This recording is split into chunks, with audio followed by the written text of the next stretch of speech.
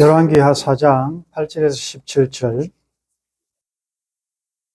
오늘 말씀은 수넴에 있던 한 여인의 그 믿음의 행위에 대해서 살펴볼 것인데, 지난 주일 주신 사르밧 과부와 오늘 이 수넴 여인과의 말씀을 통하여 같은 점은 무엇이며 또 다른 점은 무엇인지를 여러분들 비교하면서 말씀을 통하여 우리들에게 주시는 말씀을 듣겠습니다. 8절 우리 같이 읽겠습니다. 하루는 엘리사가 수넴에 이르렀다가 거기에 한 귀한 여인이 그를 강권하여 음식을 먹게 하였으므로 엘리사가 그곳을 지날 때마다 음식을 먹으러 그리로 들어갔더라. 여기 보니까 하루는 엘리사는 엘리야의 제자지요.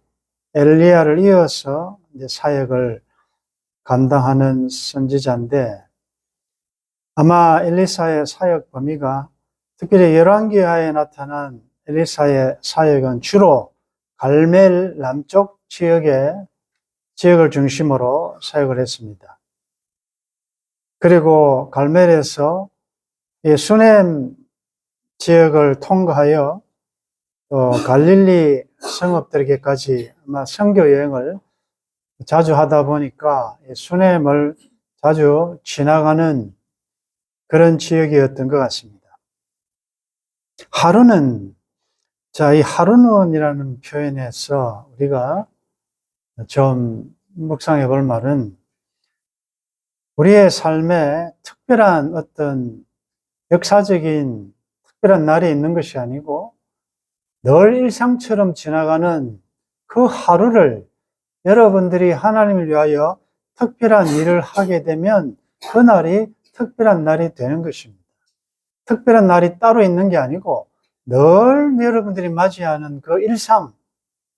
보면에도 하루는 엘리사가 수넴에 이르렀더니 늘 지나가는 그 길이었죠. 거기에 한 귀한 여인이 그를 강권하여 음식을 먹게 했다. 귀한 여인, 이름이 나타나지 않습니다. 굉장히 큰 성경을 했는데 때로 성경은 이름을 밝힐 때도 있지만 이름을 드러내지 않는 무명의 성도들도 많습니다. 그렇기 때문에 여러분들 우리가 찬송할 때마다 이름 없이 빛도 없이 감사하며 섬길 수 있기를 바랍니다. 이름 남이 안 알아줘도 괜찮고, 여러분들 섬김이 주의 이름이 영어로우면 됐지 뭐 내 이름이 꼭 나와야 될 필요가 있겠습니까? 그래서 이름은 나타나지 않습니다. 귀한 여인, 여기 귀한이라고 할 때 여러 주석가들은 1차적인 의미로 좀 부유한 남편 때문에 경제적으로 여유가 있는 그런 여인이었다. 물론 이것이 확대되어서 해석할 때는 물질적인 풍요뿐만 아니라 그녀의 인품이, 성품이 영적으로도 굉장히 고상한, 현숙한, 아름다운 여인이었다. 이렇게 우리가 해석을 할 수가 있습니다. 여러분들, 이 본문에 나타난 이런 귀한 여인들을 만나려면 어디에 가면 만날 수 있습니까? 산돌교회 가면 만날 수 있다. 네. 귀한 여인들. 여러분들, 예수 믿는 하나님의 택함을 받은 모든 성도들, 특별히 자매들은 하나님 보시기에 존귀한 여인들인 줄 믿습니다. 여러분들은 귀한 여인들이다. 성경에서도 여인은 하나님의 백성들을 다 상징하지 않습니까? 그러면 이 귀한 여인이라고 했는데 이 여인의 어떤 삶이, 귀한 여인은 어떤 삶의 태도가 나타나는가 이어서 한번 살펴보겠습니다. 그를 강권하여 음식을 먹게 했다. 우리가 지난 주일날 사르밧 과부 상황에서는 엘리야가 먼저 음식을 달라고 그랬지 않습니까? 여기는 엘리사가 요청하지 않았습니다. 그런데 이 수넴에 있는 이 귀한 여인이 자원함으로 자발적으로 아주 강청해서 좀 식사하고 가시라라고 음식을 대접했다는 거죠. 이걸 보면 하루는이라는 이 의미와 연결시켜 보면 아마 이 여인은 우연히 갑자기 그렇게 했던 것 같지는 않고 평소에 그녀의 삶의 자세가, 태도가 오늘은 이 앞을 지나가는 많은 사람들 중에 내가 어떻게 하면 섬기며 내가 봉사할 일은 없을까라고 유심히 항상 그런 자세로 가지고 있었던 것 같습니다. 그러니 자주 지나가다 보니 특별히 엘리사는 그 유명한 나라에 어려움이 있을 때 막기도 하고 큰 기적들을 많이 행했던 분이거든요. 그러니까 아마 소문도 났었고, 그렇다가 아마 안 알았겠습니까? 아, 저번 일행들은 어떤 분이었다는 것을 조금 캐치는 하고 있었을 것입니다. 그러다가 오늘은 특별히 그날은 마음에 감동이 와서 음식을 좀 드시고 가시라라고 청하게 되었고, 엘리사가 그곳을 지날 때마다 음식을 먹으러 거리로 들어갔더라. 그런데 사실 밥은요, 좋아하는 사람, 마음에 드는 사람하고 먹지 않으면 여러분들 소화가 잘 안 되죠. 굉장히 어색하고 불편하고, 이분하고는 참 밥 먹으면 뭔가 불편할 그런 사람도 있잖아요. 그런데 어떤 분하고는 또 어떤 장소는 어떤 가정에는 가면 편한 곳이 있어요. 우리 집은 아니지만 그곳에 가면 좀 무장해제하고 편안하게 발을 뻗고 이렇게 마음껏 먹을 수 있는 이런 분위기가 있지 않습니까? 이곳 생전에 가보지 못한 웬 여인이 식사하고 가시라라고 말했을 때 지금으로 이야기하면 목사님이 불편 안 하겠습니까? 뭐 이전에 안면도 없는 분이 와서 우리 교인도 아닌데 식사하고 가시라. 어떻게 마음이 편하겠습니까? 그런데 지날 때마다 음식을 먹으러 그리로 들어갔다. 이런 표현을 보면 우리가 이제 연상하는 거죠. 참 이 귀한 여인이 참 엘리사를 배려하고 마음 편하게 했겠다라는 걸 여러분들 눈치채지 않습니까?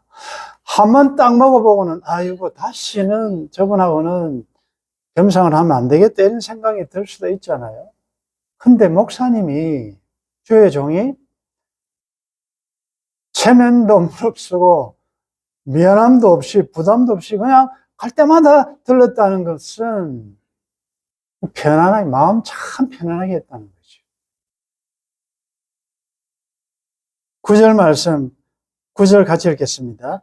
여인이 그의 남편에게 이르되 항상 우리를 지나가는 이 사람은 하나님의 거룩한 사람인 줄을 내가 아노니 10절 청하건대 우리가 그를 위하여 작은 방을 담위에 만들고 침상과 책상과 의자와 촛대를 두사이다. 그가 우리에게 이르면 거기에 머물리다 하였더라. 여기 보면 남편이 있는데 사르밧 과부는 남편이 없지요. 이 남편이 있습니다. 그러나 모든 일을 주도적으로 지금 이 귀한 여인이 하고 있습니다. 바로는 이 여인이 남편에게 항상 우리를 지나가는 이 사람은 내가 보니까 하나님의 거룩한 사람이다. 사람인 것 같다. 하나님의 거룩한 사람. 자, 엘리사가 내가 하나님의 거룩한 사람이라고 자기를 소개하지는 않았을 것입니다. 영적 분별력이 있는 거죠. 이 여인은 어떻게 알았을까? 유심히 보았겠죠? 밥 먹는 모습, 대화하는 것, 식사할 때 감사 기도하는 것, 그 외모에서 풍겨진 여러 가지가 아니 있었겠습니까? 그러니까 자주 이렇게 지나가다 보니까 사람이 그 약점을 지적할 수도 있는데 내가 보니까 이분은 하나님의 거룩한 사람인 것 같다라고 이야기합니다. 여러분들의 직장이나 여러분들의 친구들이나 동창회 모임이나 어디에서 우리가 하나님의 존귀한 여인들이라고 했는데 여러분들이 하나님의 거룩한 사람인 것을 남들이 아느냐? 다른 사람들 볼 때 내가 보니까 한 번 보고 두 번 보고 자주 저 친구는 만나고 보니까 저 친구는 하나님을 신실하게 믿는 예수쟁이 하나님의 거룩한 사람이구나. 이런 평가를 여러분들은 받을 수 있어야 됩니다. 내가 직분자임에도 불구하고 어떤 사건이 있고 난 다음에야 그분 교회 다녔나? 그분 교회 누구 직분자래? 그러면 얼마나 평소에 위장을 잘했기에 내가 교회 다님에도 불구하고 교인인 줄 모르냐? 우리는 하나님 보시기에 존귀한, 거룩한, 구별된 세상의 빛이요, 소금인데 맛이 없는 예수 그리스도가 없는 그런 가정이나 또 그런 어떤 단체에 내가 소속됐는데 그러면 맛없는 그곳에 맛을 내는 소금이어야 하고 예수 그리스도가 없기 때문에 어두울 수밖에 없는 그곳에 내가 들어가면 나는 빛이 아니지만 내 속에 계신 세상의 빛으로 오신 예수 그리스도가 드러나야 되지 않겠습니까? 다시 한번 이런 말씀 앞에서 그 당시에 가짜 사이비 선지자들이 많았는데 엘리사는 이 여인으로부터 내가 보니까 저분은 하나님의 거룩한 사람이다. 이런 평가를 받았습니다. 그래서 그렇기 때문에 청하건대 우리가 그를 위하여 작은 방을 담 위에 만들고 침상과 책상과 의자와 촛대를 거기에 두어서 거기서 쉬면서 휴식도 취하고 말씀 묵상도 하고 연구할 수 있도록 합시다. 자, 이 여인의 섬김은 엘리사를 위한 것이 아니고 이제는 하나님의 거룩한 사람이기 때문에 그의 섬김은 결국은 하나님을 향한 섬김입니다. 주의 이름으로 선지자를 대접하는 것입니다. 왜? 하나님의 거룩한 사람이 알았기 때문에 식사 대접을 넘어서 이제는 더 적극적으로 섬김의 내용과 범위가 확대되지요. 그런데 그 일을 할 때 이 귀한 여인은 남편에게 정중하게 의논했다. 청하건대 귀한 여인은 남편을 존중할 뿐만 아니라 남편으로부터 인정을 받는다. 여기 보면 생각해 보십시오.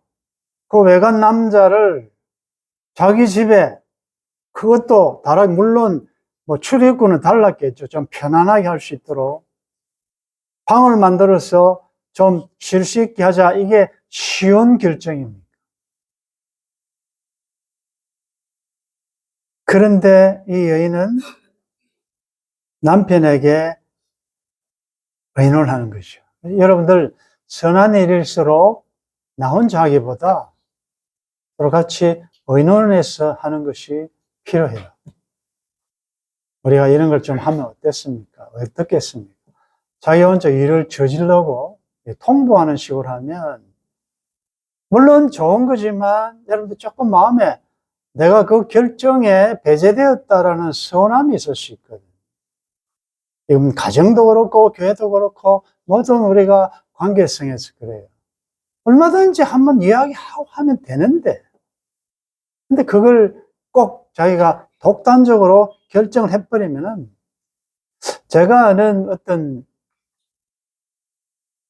사람 중에 이분은 보니까 그 남편이 내가 이야기를 하면 아내가 분명히 반대할 줄 아니까 아예 일을 저지르더라고. TV를 산다? 아무 말 안 하고 사오고 난 다음에 통보를 하고.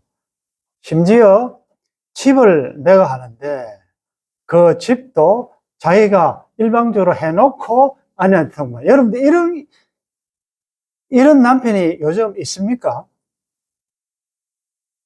이러면 쫓겨나죠. 근데 얼마나 아내를 믿었으면 또 그렇게 하겠나 이런 생각도 들지만 작은 일에서부터 좀 상대방을 인정하고 배려해 준다면 이 귀한 여인처럼 청하건대 우리가 이 방 하나 만들고 이렇게 하면 어떻겠습니까? 라고 할 때 남편이 오케이 또 하거든요.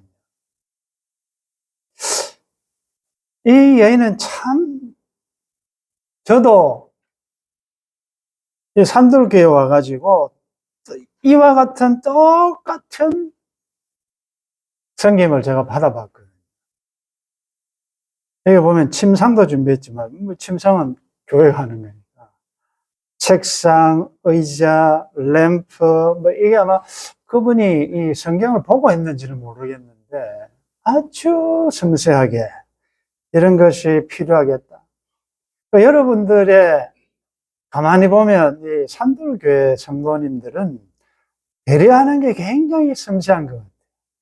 그래서 제가 가끔씩 표현할 때도 참 섬세한 배려에 감사하다 이런 표현을 제가 쓰는 이유가 그 사람의 입장에서 여러분들이 부탁하지 못하는 그런 것을 잘 캐치해가지고 배려하는 것. 이거 우리 모든 관계성에서 다 필요한 것입니다. 자, 11절 우리 같이 읽겠습니다. 시작. 하루는 엘리사가 거기에 이르러 그 방에 들어가 누웠더니 12절 자기의 상황 게하시기 이르되 이 수냄 여인을 불러오라니 곧 여인을 부르매 여인이 그 앞에 선지라. 13절이 있습니다. 엘리사가 자기 사원에게 이르되 너는 그에게 이르라 내가 이같이 우리를 위하여 세심한 배려를 하는도다. 내가 너를 위하여 무엇을 하랴? 왕에게나 사령관에게 무슨 구할 것이 있느냐 하니 여인이 이르되 나는 나의 백성 중에 거주하나이다 하니라. 여러분들도 분에 넘치게 대접을 받고 하다 보면 꼭 물질적인 것뿐만이 아니라 나도 뭔가를 그분을 위해서 좀 하고 싶어요. 여러분 그렇지 않습니까? 내가 참 이런 호의를 이 성경을 봤는데 나는 어떻게 저분한테 무엇으로 좀 보답하면 좋겠느냐 이런 당연한 거 아니겠습니까? 이 엘리사가 자기가 요청한 것도 아닌데 이렇게 식사 대접뿐만이 아니라 뭐 엘리사 혼자뿐이었겠습니까? 일행들도 있을 것이고 그런데 그 거처까지 마련해서 쉴 수 있게끔 말씀 연구할 수 있게끔 너무나도 세심한 배려를 하니까 가만히 생각해 내가 이 가정을 위하여 얼마나 기도 많이 했겠습니까? 그 2층에 작은 방에 있으면서 그 가정을 섬김을 받을 때는 뭐 다른 것은 못하니까 하나님께 얼마나 요청을 많이 했겠어요. 하나님 이 가정에 복 주시라고. 이게 참 큰 것이거든요. 그래서 하루는 불러가지고 그 여인에게 한번 따라하겠습니다. 내가 너를 위하여 무엇을 하랴? 다시 한번요. 내가 너를 위하여. 여러분들, 이 순서, 이 표현을 잘 여러분들의 삶에 적용해야 됩니다. 내가 당신을 위하여 무엇을 하기를 원하냐? 무엇을 할까? 내가 받은 은혜와 사랑이 많은데 내가 당신을 위하여 관계가 어렵고 가정에 어려움이 생기는 이유는 이 순서가 바뀌어서 그래요. 당신이 나를 위하여 뭘 해야 되지? 내가 그동안에 당신한테 한 게 얼마나 많은데 당신은 나한테 해준 게 뭐가 있냐? 이렇게 되면 이 문장이 거꾸로 돼버리면 굉장히 힘들어 버려요. 왜 이것이 필요하냐? 우리는 귀한 여인들 아닙니까? 하나님 보시기에 존귀한 자들 아닙니까? 우리가 어떻게 하나님 보시기에 존귀한 여인들이 되었습니까? 큰 우리가 받을 자격이 있어 그런 게 아니잖아요. 하나님의 무조건적인 긍휼과 그 긍휼에 의해서 우리에게 표현된 그 은혜로 말미암아 우리가 참 존귀한 자들이 되었잖아요. 그건 무조건적인 은혜라고. 무조건적인 은혜를 받았으면 우리는 이제 그 받은 은혜 받은 우리는 그 하나님을 향한 우리의 섬김과 희생도 무조건적이어야 하고 사랑과의 관계에서도 무조건적이어야 한다는 거죠. 결혼을 앞두고 있는 우리 형제 자매들, 나는 이런 사람을 배우자로 원한다, 다 있을 거예요. 그런데 그 자꾸 조건을 따지면요, 결혼을 해서 보면 그 조건이 사라질 때가 있어요. 조건 때문에 결혼했다면 영원히 같지 않으니까. 뭐 외모를 보고 했다, 돈을 보고 했다, 그 사람의 백을 보고 했다, 그게 항상 갑니까? 없어지거든요. 그러면 내가 조건으로 만약에 사랑했다면 그 조건이 사라지면 그 사랑도 사라지게 돼 있어요.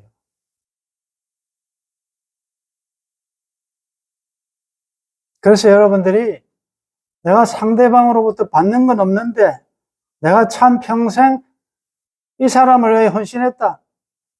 손해가 아닙니다. 잘하셨어요. 왜? 에베소서에 보면 남편들아, 아내들아, 죽게 하듯하라. 하인 아래 사람들, 종들아, 상전들아, 죽게 하듯하라. 모든 것을 할 때 눈 가리만 하지 말고 까다로운 사람한테도 죽게 하듯하라. 왜? 너 위에 계신 상전이 계신다. 그 상전에게 하듯하라. 그래서 남편은 아내를 그리스도가 자신을 주심처럼 아내를 사랑하고 아내는 교회가 죽게 하듯 남편에게 복종하고 순종해라. 조건이 있든 그 사람이 받을 자격이 있든 없든 상관없이 우리가 무조건적인 조건 없는데 우리를 사랑하신 그 사랑을 너도 실천해내라. 그래서 그리스도 안에서 피차 복종하라. 요즘 우리 자매들 물어보겠어요. 박위라고 알아요? 박위? 다 아시네. 난 몰랐어요. 근데 우연히 유튜브 무슨 보니까 그분이 나오더라고요. 송지연? 10월 달에 결혼하죠. 10월 달에 그 결혼하는 거 몰라도 돼요. 우리 교회도 10월 달에 결혼하는 자매가 있어요. 그것만 알면 돼요. 저는 그걸 우연히 무슨 아침마당인가? 그 휠체어를 타고 이제 운동하다가 보았는데 그 공영방송에 나와서 하나님 이야기하기가 쉽지 않거든요. 그런 말도 하면 안 돼요. 종교적인 이야기. 근데 그분은, 그 형제는 나와서 뭐 어쨌든 그 낙상사고로 목 신경이 다쳐가 전신마비가 되었다가 10년간 죽을 고생 재활을 해가지고 휠체어 타고 다녀. 그런데 곳곳에 하나님, 하나님, 하나님. 원망불평 아니고 하나님이 나를, 하나님께서, 더더욱 희한한 것은 그 성경 공부하러 교회 갔다가 어느 자매하고 만났는데, 어쨌든 둘이가 하나님께서 역사하셨는데 마음이 맞아가지고 그 자매하고 이제 결혼하게 됐는데, 그 자매가 보니까 또 유명한 걸그룹의 리더 싱어더라고요, 보니까. 찬양 사역자로 많이 찬양을 하고 다녀요. 지난 수요일 우리 장로님 오셨길래 이제 그 이야기를 했는데, 장로님 항상 질문을 잘 하시거든요.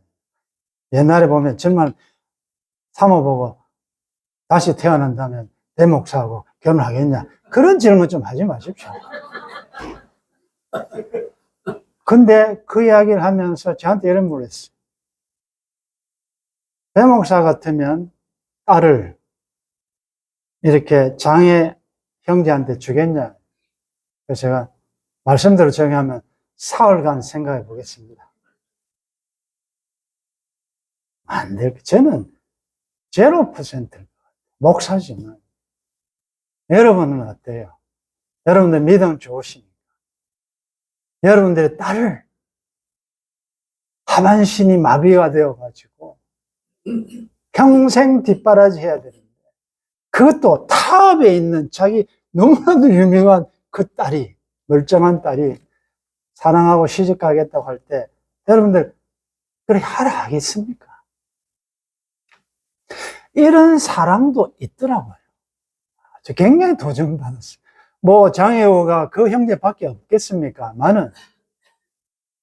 야, 이런 각박한, 너무나도 조금만 마음 안 맞으면 희한하게 깨어지고 이런 세상에 그 모든 약점을 알면서도 자기 평생에 자기가 어떻게 섬겨야 될 그 어려움을 알면서도 하나님께서 이렇게 맺어주셨다라고 하는 걸 보면서, 내가 너를 위하여 무엇을 하랴? 왕에게나 사령관에게 무슨 구할 것이 있느냐? 여인이 대답합니다. 따라하겠습니다. 나는 내 백성 중에 거주하나이다. 이게 무슨 말입니까? 자, 엘리사는 큰 사역을 많이 했어요. 그러니까 왕도 잘 알고, 요즘에 하면 국방부 장관, 군대 장관도 잘 알고, 근데 이제 이 남편이 조금 부유하다 보니까 아무래도 세금 문제도 있을 수 있고 좀 도움이 필요하지 않겠습니까? 그러다 보니까 이 엘리사가 내가 좀 도와줄 게 없느냐, 혹시 청탁할 거 없느냐, 이 말 아닙니까? 우리 한국에 특별히 청탁 문화가 요즘은 많이 좋아졌는데, 인맥이 넓다는 건 하나의 실력, 그 사람의 상당히 능력으로 치부될 때가 있었잖아요. 내가 검찰청에, 내가 경찰청에 누굴 아는데 이러면 대단한 겁니다. 그리고 나는 아는 사람이 없고 백이 없다 이러면 굉장히 위축되고 실력이 없는 것처럼 느껴지잖아요. 심지어 양정동 사무소에 직원을 안다 이러면 이것만 해도 굉장히 큰 백이에요. 왠지 누굴 안다. 청와대에 누가 있다. 대단한 거 아니겠습니까? 내가 왕에게도 부탁할 수 있고 군대 장관에도 부탁할 수 있다. 청탁할 거 없느냐? 여인이 이야기합니다. 나는 백성 중에 거주합니다. 이 말은 왕에게도 군대 장관에게도 부탁할 것도 없고 그들에 대한 불만도 없고 나는 현재 만족합니다.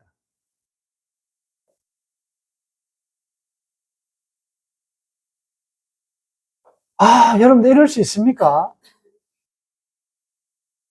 정말 그는 만족했는지 한번 보겠습니다. 14절 같이 읽겠습니다. 시작. 엘리사가 이르되 그러면 그를 위하여 무엇을 하여야 할까? 게하시가 대답하되 참으로 이 여인은 아들이 없고 그 남편은 늙었나이다 하니 15절 이르되 다시 부르라 하여 부르매 여인이 문했습니다. 이 여인이 아무 부탁할 게 없습니까? 아무 어려움이 없습니까? 불만이 없습니까? 자식이 없는데. 다시요.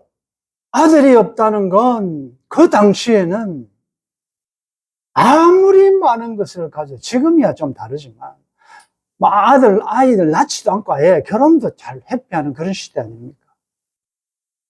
자식이 없다는 건 바로 어떻게 보면 여인으로서 하나님으로부터 조금, 좀 저주를 받았다 할 정도의 자식이 많고 적음이 그렇게 평가를 받던 시대 아닙니까? 아무리 돈이 많아도 이 나이가 남편이 늙었다는 거 보면 정상적으로 생식 능력이 없다는 말 아닙니까? 그럼 이제 이렇게 늙다가 자식도 없이 그냥 죽는 겁니다. 그런데 어떻게 이 여인은 나는 백성 중에 거주합니다. 아무런 불편도 없고 불만도 없고 지금 현재 삶에 만족합니다라고 말할 수 있었을까? 만일 하나님께서 저에게 말씀하시기를 산돌교회 성도들에게 혹시 나한테 뭐 청할 게 없는지 한번 조사해보라. 만약 하나님한테 저에게 말씀하신다면, 자, 여러분들에게 이제 조사를 할 거예요. 여러분들 혹시 우리는 뭐 하나님 우리 아버지니까 하나님 아버지께 뭐 청구할 거 있느냐? 왕도 아니고 군대 장관도 아니고 뭐 동사무 서장 그 장도 아니고 하나님께 뭐 청구할 거 없느냐 묻는다면 여러분들 지금 오늘 집에 가서 한번 써보십시오. 1, 2, 많겠습니다. 억수로 많을 거예요. 누가 이 여인처럼 하나님 전 만족합니다. 아무 부족합니다. 네 남편한테 할 말이 있으면 한번 해봐라. 할 말 많지만 내 참고 있습니다. 아내한테는 뭐 말도 마십시오. 근데 여러분들 정말 하나님이 너 나한테 뭐 청구할 거 없나 할 때 뭘 지금 여러분들이 가장 지금 내 생활에 삶에 제일 필요한 거 뭐가 있을 거예요. 근데 저 혼자 생각해 보기를 한두 개겠습니까? 하나님한테 청구를 하니까 아마 쫙 노트에 적어가지고 쫙 가져올 거예요. 그러면 하나님께서 대답할 말은 딱 한 가지일 것 같아요. 뭐겠습니까? 이거 해주십시오, 이거 해주십시오라고 하면 하나님 이렇게 대답하실 거예요. 내 은혜가 내게 족하다. 아멘.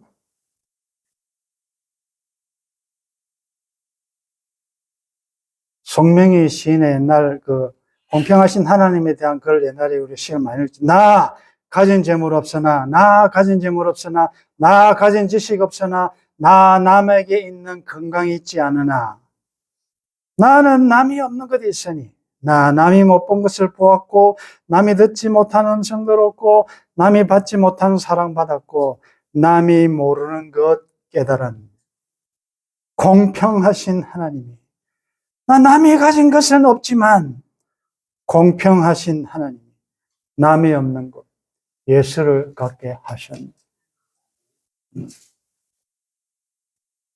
여러분들 좀 어렵겠죠.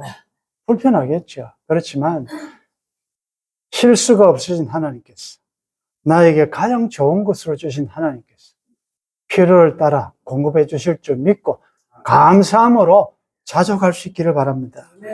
아들이 없다? 그거 요구하지 않았습니다. 그런데 구하지 않았는데도 불구하고 엘리사가 내년 이맘때 아들을 낳을 것이다. 그래서 아들을 얻게 되었습니다. 오늘 사르밧 과부와 이 사건을 보면 사르밧 과부는 경제적으로 가난한 사람이었어요. 이 수낸 여인은 부유한 자였어요.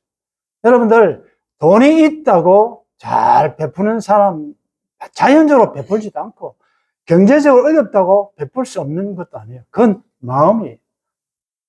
하나님의 사역은 큰 일 하는 것, 막 선교사로 나가고 신학교에 가서 주의 종만 되는 것이 하나님의 일이 아니고, 이런 하나님은 다양한 가난하든지 부하든지 자기들이 취한 형편에서 때를 놓치지 않고 하나님 위하여 섬기는 이 섬김을 통하여 지금도 하나님은 일하신다는 거죠. 다시 한번요. 어리석은 사람은 인연인데도 모르고 지나가고, 보통 사람은 인연인 줄 알면서도 놓치고, 현명한 사람은 옷깃만 스쳐도 인연을 살려낸다고 하지 않습니까? 오늘도 여러분들 앞을 지나가는 수많은 사람들, 사건들을 보면서 여러분들이 어떻게 하나님을 위하여 섬기며 베풀며 선언해갈까를 잘 생각하시면 하나님이 그 섬김을 통하여 여러분들에게 필요한 것도 공급해 주실 줄 믿습니다. 하나님 나라를 위하여 이런 작은 섬김을 통하여 하나님께 영광 돌리시기를 주의 이름으로 축원합니다.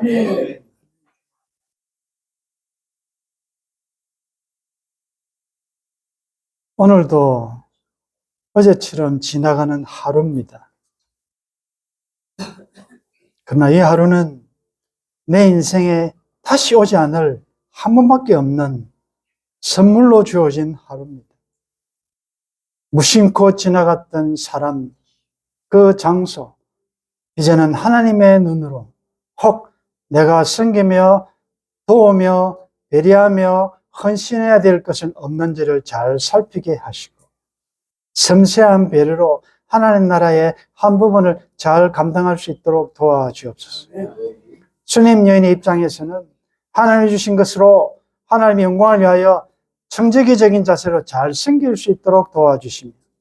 엘리사 입장에서 섬김을 받았을 때 그 여인의 그 어떠함을 알고 하나님 앞에 단언함으로 합력하여 선을 이루어주시는 하나님의 공급하심을 맛볼 수 있도록 도와주옵소서. 주 예수님의 이름으로 기도드리옵나이다. 아멘.